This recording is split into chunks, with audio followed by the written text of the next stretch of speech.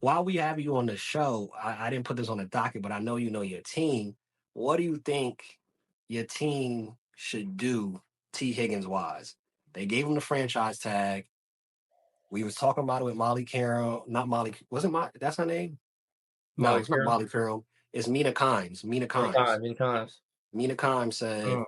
hey, you should consider possibly trying to trade him, see what you can get, or you could play out the year, try to get a Super Bowl, and then figure it out in the draft after that. What do you think your team really should do with T. Higgins in that situation?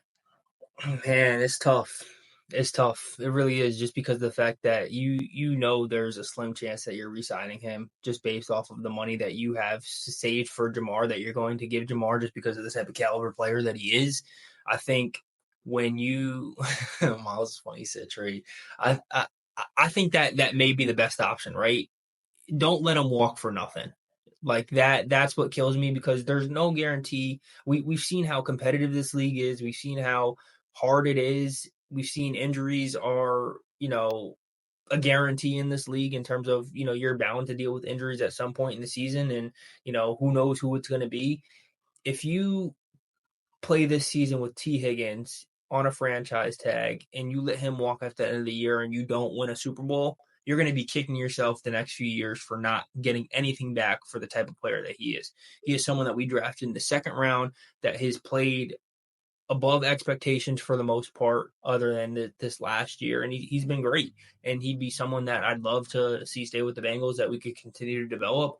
Uh, but a part of me is okay knowing that there's other guys that are going to be in the draft like that you can find. And the Bengals have been very good at finding players in late rounds and getting the most out of them. So I'm confident in them from that perspective.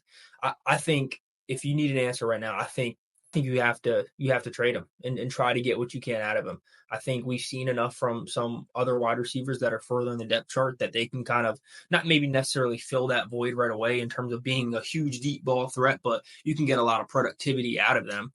And I think Joe Burrow is that type of quarterback that just makes anyone that's in there better. And he knows where to get them the ball and how to get them the ball in space to where you get the most out of them. So, and I think it makes it easier for me to say that too.